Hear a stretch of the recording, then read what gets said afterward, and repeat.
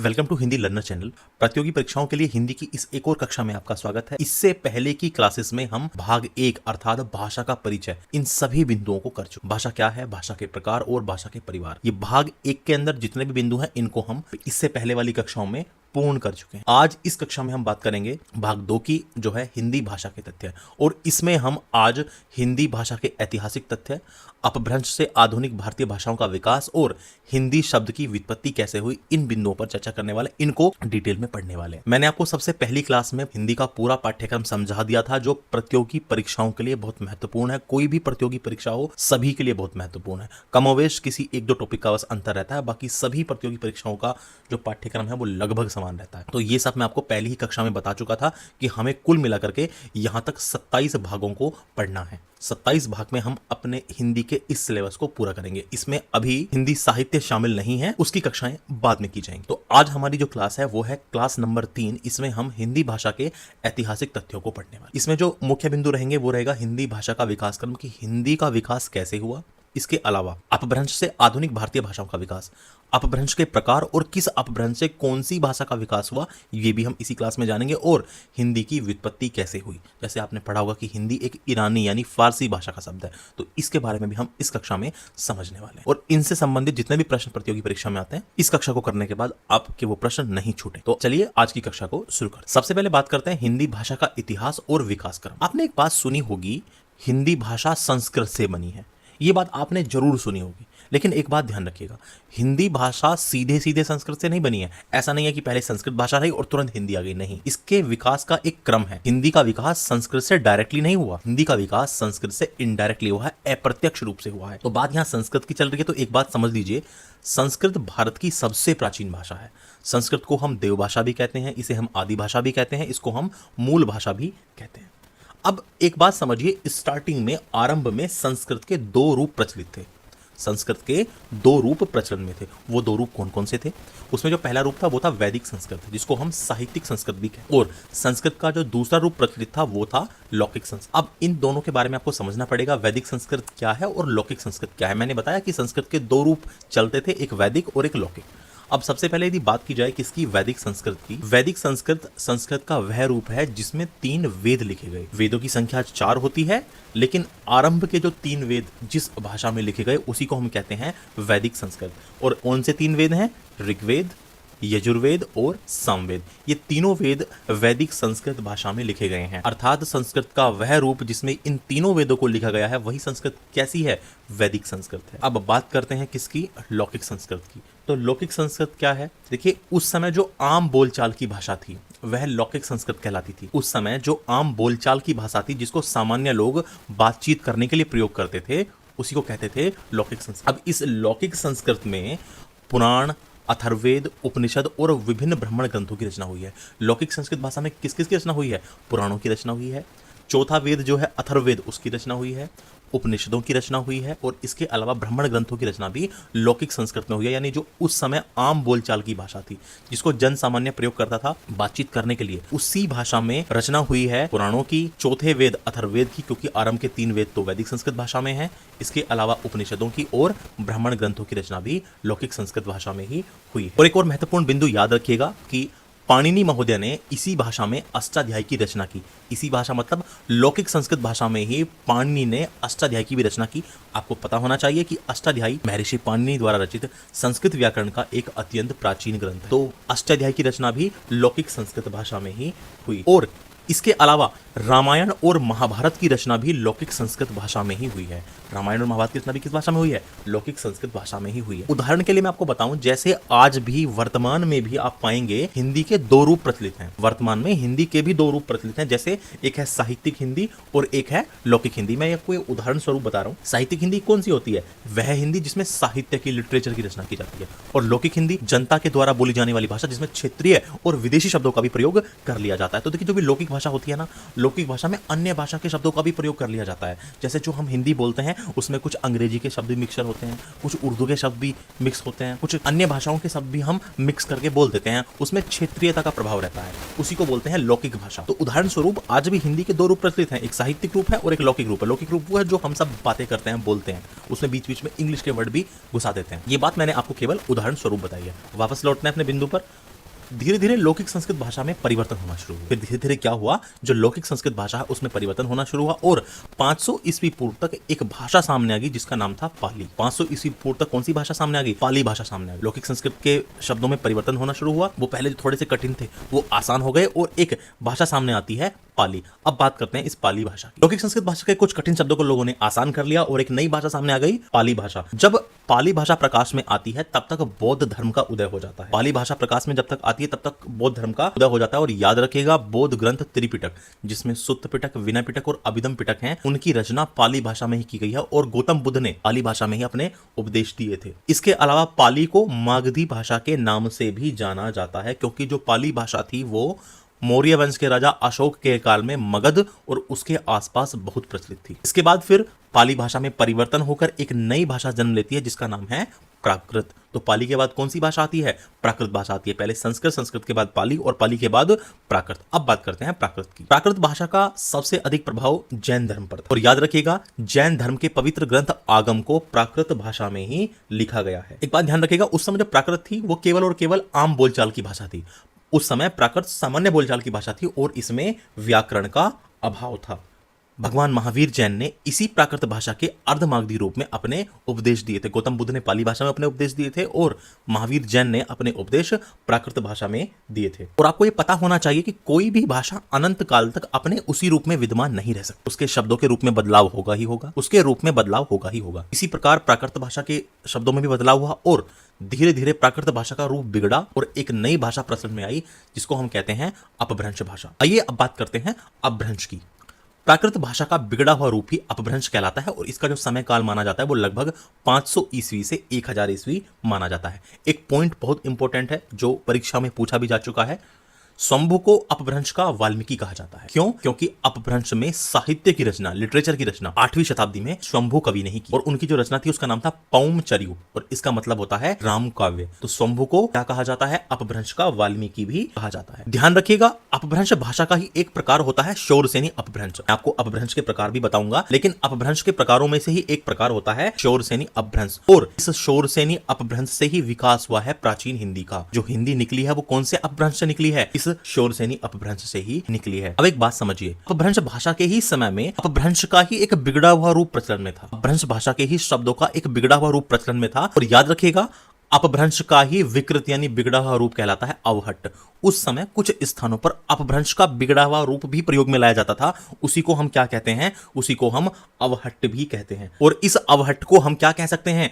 अवहट्ट को हम अपभ्रंश का अपभ्रंश भी कह सकते हैं या परवर्ती अपभ्रंश भी कहा जा सकता है। इसको अपभ्रंश का अपभ्रंश क्यों कहा? अपभ्रंश का मतलब ही होता है बिगड़ा हुआ रूप। अब यदि अपभ्रंश भाषा का भी बिगड़ा हुआ रूप होगा तो उसको हम क्या कहेंगे? अपभ्रंश का अपभ्रंश, क्योंकि अपभ्रंश का अर्थ ही क्या होता है? किसी भाषा का बिगड़ा हुआ रूप ही कहलाता है अपभ्रंश। तो इसको हम अपभ्रंश का अपभ्रंश या परवर्ती अपभ्रंश यानी अपभ्रंश के बाद की भाषा कह सकते हैं। किसको? अवहट्ट को। इसके बारे में एक और पॉइंट ध्यान रखिएगा, अवहट्ट अपभ्रंश और प्राचीन हिंदी भाषा के बीच की संक्रमण काल की भाषा है, अर्थात इसका जो समय है वो लगभग 900 ईस्वी से 1100 ईस्वी है। इस अवहट्ट को हमने क्या कहा? संक्रमण काल की भाषा। ये संक्रमण काल क्या है? संक्रमण काल अपभ्रंश और प्राचीन हिंदी भाषा के बीच का जो समय था, अपभ्रंश और प्राचीन हिंदी भाषा के बीच का जो समय था उसी को हम क्या कहते हैं? संक्रमण काल। अपभ्रंश भाषा से प्राचीन हिंदी भाषा विकसित होने के बीच में जो समय था उसी को संक्रमण काल कहा जाता है। और याद रखिएगा, अपभ्रंश और प्राचीन हिंदी के बीच के समय को संक्रांति काल भी कहा जाता है।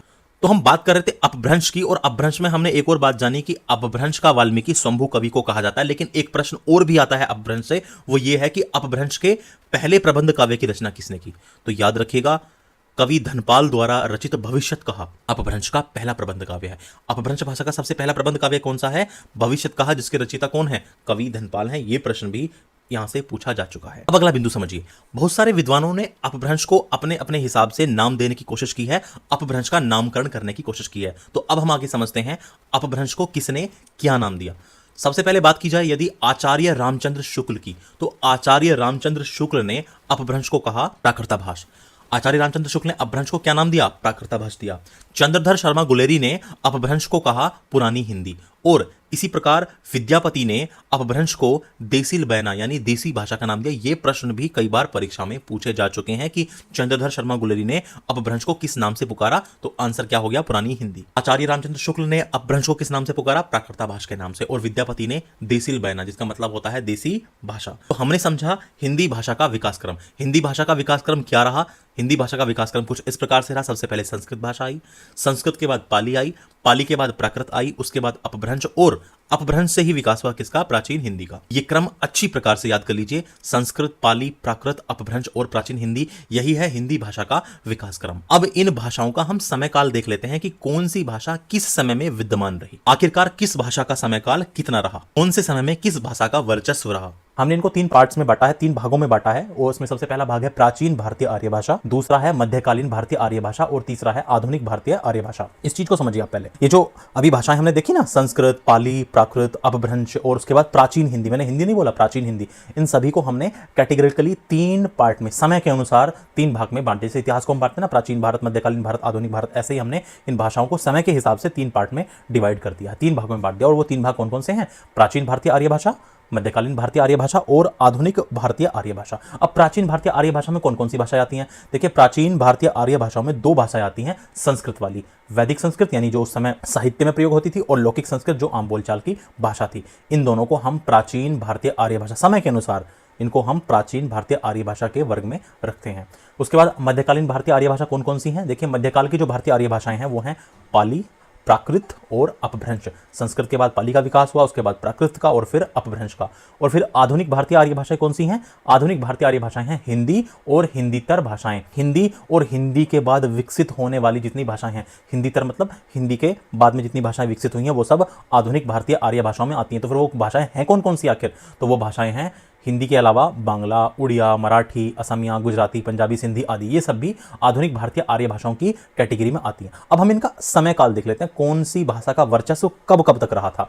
यदि बात करें प्राचीन भारतीय आर्य भाषाओं की, जिसमें 2 भाषाएं हैं, वैदिक संस्कृत और लौकिक संस्कृत, तो इसका जो समय काल रहा था वो था 1500 BC से। देखिए यहाँ पर BC लिखा हुआ है, BC का मतलब है बिफोर क्राइस्ट यानी ईस्वी पूर्व, यानी 1500 ईस्वी पूर्व से 500 ईस्वी पूर्व तक प्राचीन भारतीय आर्य भाषा यानी इन दोनों भाषाओं का समय काल माना जाता है कि 500 ईस्वी पूर्व तक हमारे यहाँ पर, 1500 ईस्वी पूर्व से 500 ईस्वी पूर्व तक हमारे यहाँ पर संस्कृत चल रही थी। उसके बाद मध्यकालीन भारतीय आर्य भाषाओं यानी इन भाषाओं का जो समय काल माना जाता है वो 500 ईस्वी पूर्व से लेकर के 1000 ईस्वी माना जाता है।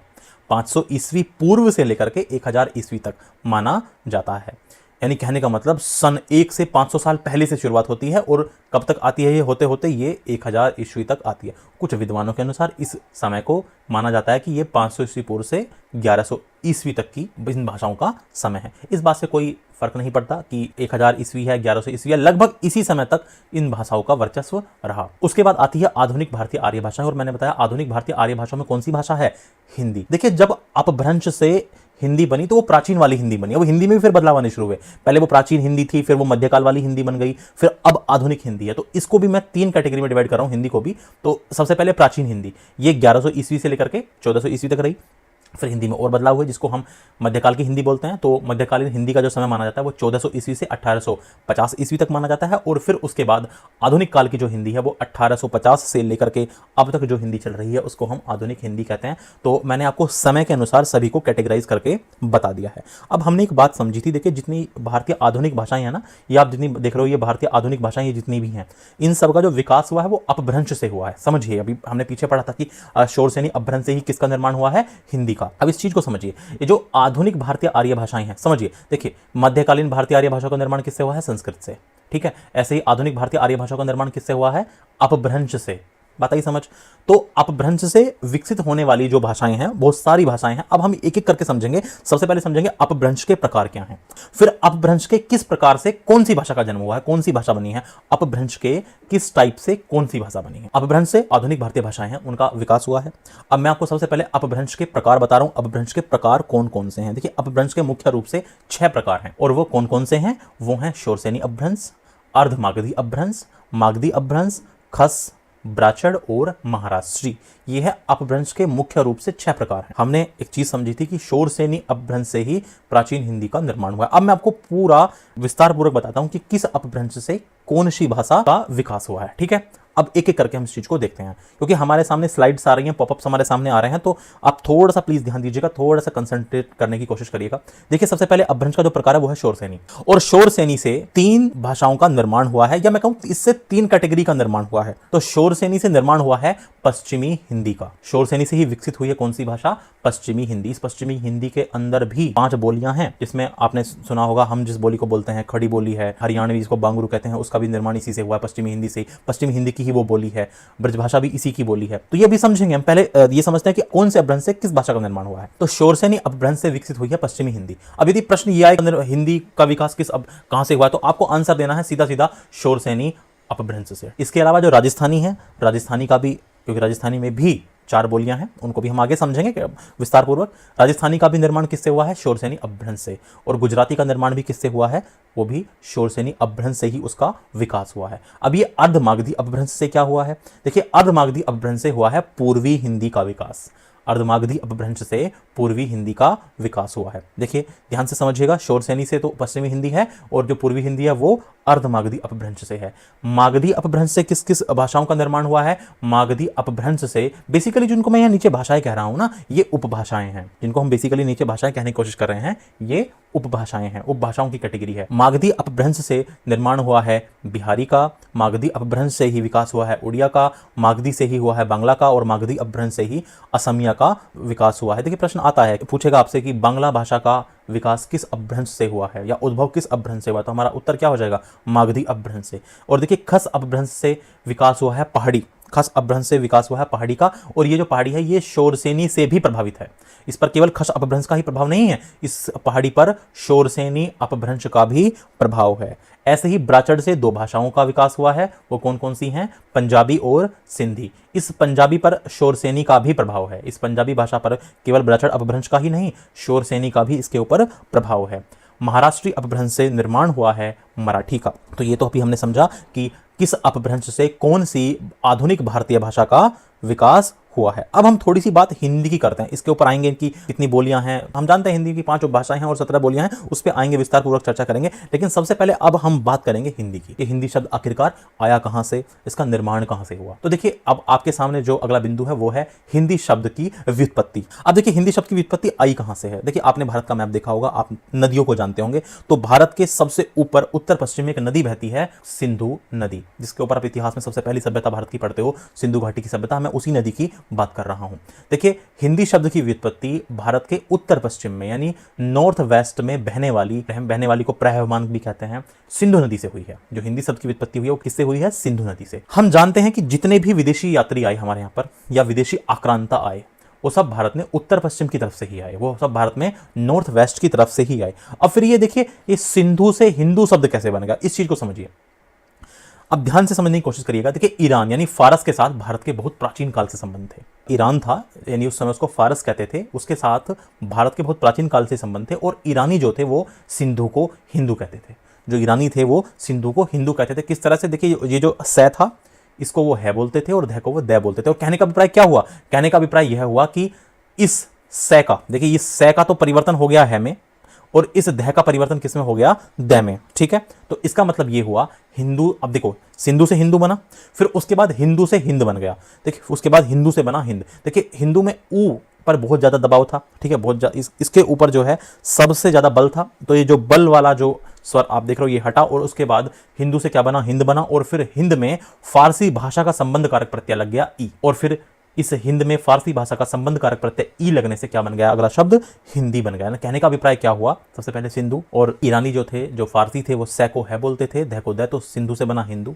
हिंदू में फिर हिंदू से बना हिंद, और हिंद में ई फारसी भाषा का संबंध कारक का प्रत्यय ई लगा, और उससे बन गया क्या? शब्द हिंदी। यानी कहने का मतलब ये हुआ जो हिंदी शब्द है वो फारसी भाषा का है, हिंदी भाषा का नहीं है। अर्थात हिंदी जो है वो फारसी भाषा का शब्द है, और इसका प्रयोग सबसे पहले किसने किया था? इसका प्रयोग सबसे पहले ईरानियों ने किया था। अब इस हिंदी का अर्थ क्या होता है? वो किस वे में इसका यूज करते थे, किस संदर्भ में वो इस हिंदी का यूज करते थे? तो देखिए वो यूज करते थे, हिंदी का अर्थ होता था उनके लिए हिंद का।